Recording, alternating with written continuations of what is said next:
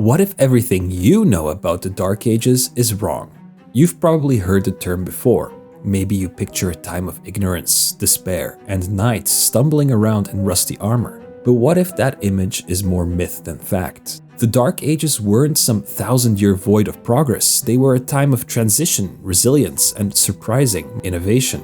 Power shifted from centralized empires to local kingdoms. New cultural and religious centers emerged, and civilizations adapted to changing circumstances. There were wars and plagues, sure, but also periods of remarkable creativity and adaptation.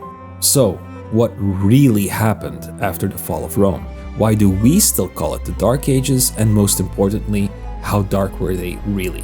Stick around as we uncover the surprising truths behind this misunderstood era. Chapter 1. What were the Dark Ages? The term Dark Ages wasn't something early medieval people called their own time. It was a label imposed by later scholars who saw the period as a gap between the classical world and their own Renaissance achievement. But what exactly do we mean by the Dark Ages? There's no single universally agreed definition. Some historians use the term to refer specifically to the early Middle Ages, roughly from 500 to 1000 AD, while others apply it more broadly to the entire medieval period. The name itself suggests a time of cultural and intellectual stagnation, but that characterization has been widely challenged by modern historians. The term was first popularized by the Italian poet Petrarch in the 14th century. He described the post-Roman centuries as a period of decline compared to the grandeur of antiquity. Later, Renaissance scholars amplified this narrative, emphasizing their own era's achievements by contrasting them with what they saw as a dark, regressive past. But why do historians today disagree with this label? Because the idea of a thousand-year void of progress doesn't hold up under scrutiny. While some regions did experience disruptions after the fall of Rome, others adapted and evolved. The so-called Dark Ages were far more dynamic than the term suggests, with cultural, political, and economic changes reshaping Europe. So why do we still cling to the idea of the Dark Ages? Because it makes for a simple, dramatic story. The idea of a once great civilization collapsing into chaos is compelling, but history is rarely that straightforward. Chapter 2. What caused the Dark Ages? Let's address the central causes that triggered the so-called Dark Ages, focusing on the key events and forces that created the transformative period. First, the fall of the Western Roman Empire in 476 AD was a symbolic turning point. Rome had been the political and cultural center of the Western world for centuries, but it had been in decline long before its official fall. Political instability, economic issues, and internal divisions had weakened the empire, making it vulnerable to external threats. The deposition of the last Roman emperor in the West, Romulus Augustulus, by Odoacer, marked the end of centralized Roman authority in Western Europe. The collapse of Roman infrastructure left a power vacuum that local rulers scrambled to fill. This shift from a unified empire to fragmented kingdoms created instability and set the stage for the challenges of the early Middle Ages.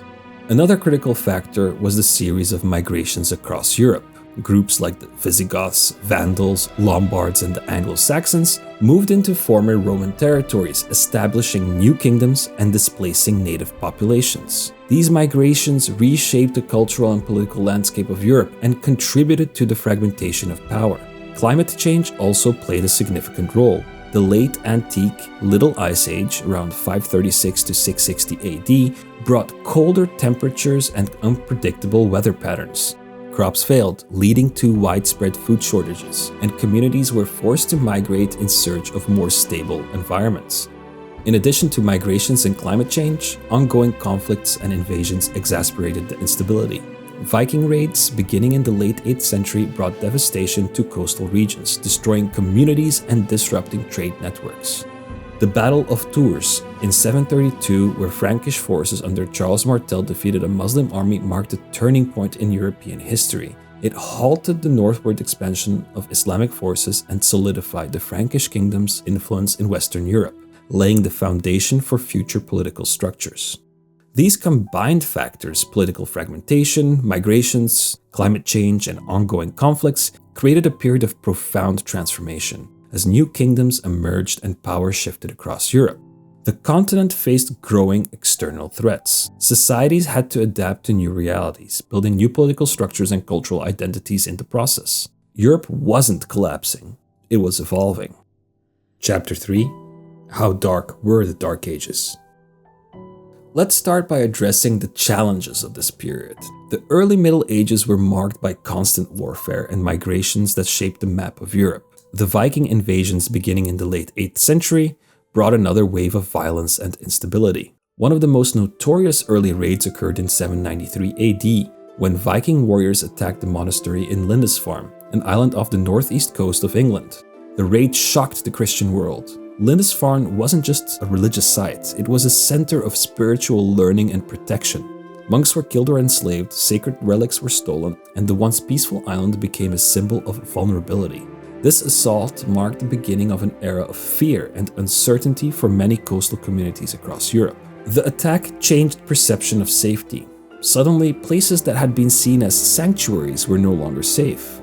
Viking raiders with their sleek longships could appear without warning, strike quickly, and vanish before local forces could respond. These raids devastated communities, destroyed monasteries, and disrupted trade networks, forcing societies to adapt to this new, unpredictable threat. Coastal settlements fortified their defenses, and rulers began investing in naval forces to counter the Viking menace. But the psychological impact, the fear that no place was truly safe, would linger for generations. Wars between emerging kingdoms further fragmented the political landscape. The Merovingians, a dynasty that ruled much of what is now France and Germany, were particularly notorious for their internal conflicts. Founded by Clovis I in the late 5th century, the dynasty struggled to maintain unity after his death. One of the most famous feuds occurred between Queen Brunhilda of Austrasia and Queen Fredegund of Neustria. Brunhilda was a Visigothic princess who married into the Merovingian dynasty.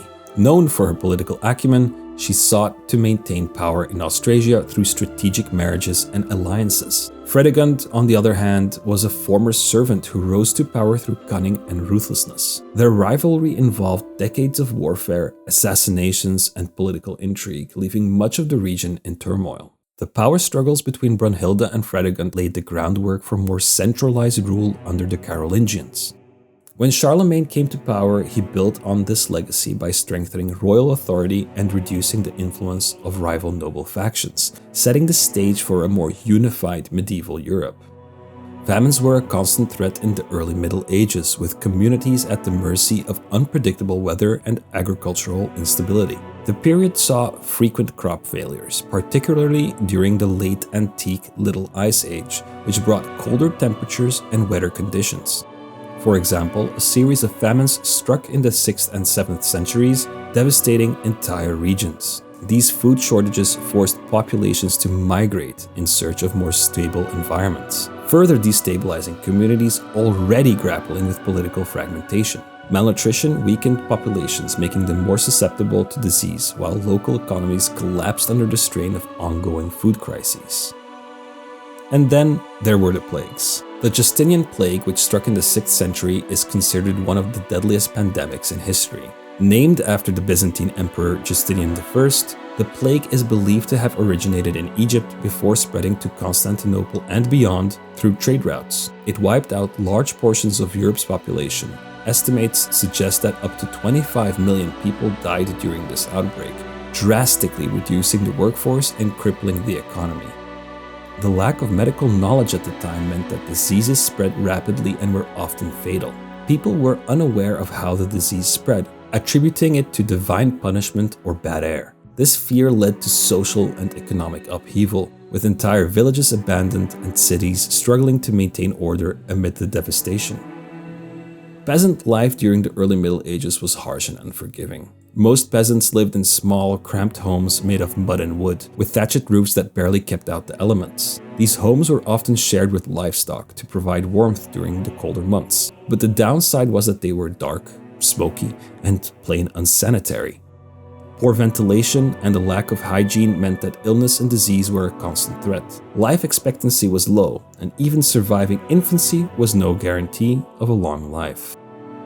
Daily life revolved around relentless agricultural labor. Peasants worked from dawn to dusk tending to crops and livestock, with little time or resources left for anything beyond survival. They faced the constant threat of bad harvests, which could result in famine. Entire villages could be wiped out by a single harsh winter or a failed crop season. The feudal system added another layer of hardship. Peasants, or serfs, were tied to the land they worked and could not leave without the permission of their lord. In return for access to land and protection, they were required to pay taxes in form of crops, livestock, and labor. The lord of the manor wielded immense power over their lives, making decisions that could mean life or death. This system created a rigid social hierarchy where upward mobility was nearly impossible for the lower classes. As feudalism evolved, it provided a framework for governance in a fragmented world. Local lords offered protection to their vassals and serfs in exchange for loyalty and service. While this arrangement brought some stability to a chaotic period, it also entrenched social inequalities. Chapter 4: Reframing the Dark Ages, the Bright Ages. But it wasn't all doom and gloom. The so-called Dark Ages were also a time of incredible resilience and innovation. Let's talk about the cultural and intellectual achievements of this period. In the Byzantine world, Constantinople continued to thrive as a hub of trade and culture. The Hagia Sophia, with its awe-inspiring dome, stood as a symbol of architectural and religious innovation. The Byzantines saw themselves as the true heirs of Rome, and their achievements reflected that legacy. Meanwhile, in the Islamic world, cities like Baghdad and Cordoba became bustling centers of knowledge and culture. The House of Wisdom in Baghdad attracted scholars from all over the world, translating texts from Greek, Persian, and Indian sources. Among these scholars was Al-Khwarizmi, who made groundbreaking contributions to mathematics, developing early algebraic concepts that we still use today. In medicine, Avicenna's comprehensive medical texts, particularly the Canon of Medicine, became standard works in both the Islamic world and medieval Europe. These scholars didn't just preserve knowledge, they expanded it, developing new ideas in algebra, optics, and even early chemistry. Their advancements in medicine, astronomy, and philosophy would later influence European thought during the Renaissance, creating an intellectual bridge between ancient and modern worlds.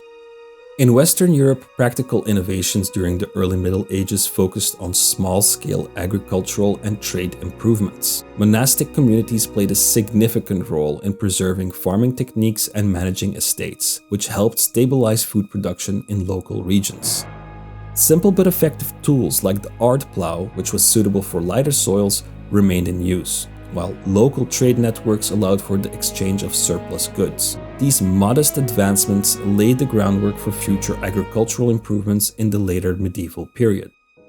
Watermills and windmills revolutionized medieval industry by providing a renewable energy source for grinding grain, sawing wood, and even powering early factories.